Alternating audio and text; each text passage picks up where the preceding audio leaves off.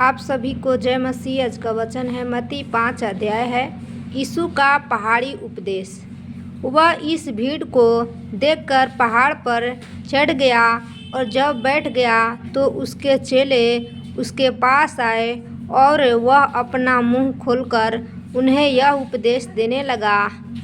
धन्य वचन, धन्य है वे जो मन के दीन हैं, क्योंकि स्वर्ग का राज उन्हीं का है। धन्य है वे जो शौक करते हैं, क्योंकि वे शांति पाएंगे। धन्य है वे जो नर्म है, क्योंकि वे पृथ्वी के अधिकारी होंगे। धन्य है वे जो धार्मिकता के भूखे और प्यासे हैं, क्योंकि वे तृप्त किए जाएंगे। धन्य है वे जो दयावंत हैं, क्योंकि उन पर दया की जाएगी। धन्य है वे जिनके मन शुद्ध है, क्योंकि वे परमेश्वर को देखेंगे। धन्य है वे जो मेल कराने वाले हैं, क्योंकि वे परमेश्वर के पुत्र कहलाएंगे। धन्य है वे जो धार्मिकता के कारण सताए जाते हैं, क्योंकि स्वर्ग का राज उन्हीं का है। धन्य हो तुम जब मनुष्य मेरे कारण तुम्हारी निंदा करे और सताए और झूठ बोल बोलकर तुम्हारे विरोध में सब प्रकार की बुरी बात कहे, तब आनंदित और मगन होना, क्योंकि तुम्हारे लिए स्वर्ग में बड़ा फल है। इसलिए कि उन्होंने उन भविष्यद्वक्ताओं को जो तुमसे पहले थे इसी रीति से सताया था। नमक और ज्योति। तुम पृथ्वी के नमक हो, परंतु यदि नमक का स्वाद बिगड़ जाए तो वह फिर किस वस्तु से नमकीन किया जाएगा?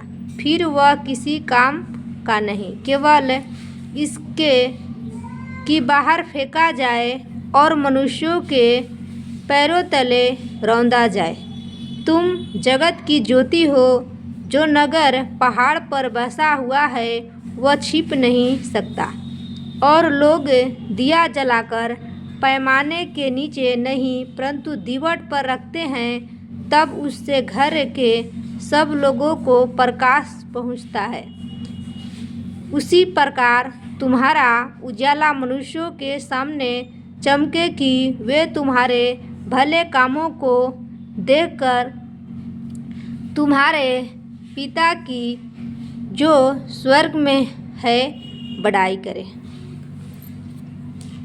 व्यवस्था की शिक्षा। यह न समझो कि मैं व्यवस्था या भविष्यद्वक्ताओं की पुस्तकों को लोप करने आया हूँ। लोप करने नहीं, परंतु पूरा करने आया हूँ, क्योंकि मैं तुमसे सच कहता हूँ कि जब तक आकाश और पृथ्वी टल न जाए, तब तक व्यवस्था से एक मात्रा या एक बिंदु भी बिना पूरा हुआ नहीं टलेगा। इसलिए जो कोई इन छोटी से छोटी आज्ञाओं में से किसी एक को तोड़े और वैसा ही लोगों को सिखाए, वह स्वर्ग के राज में सबसे छोटा कहलाएगा।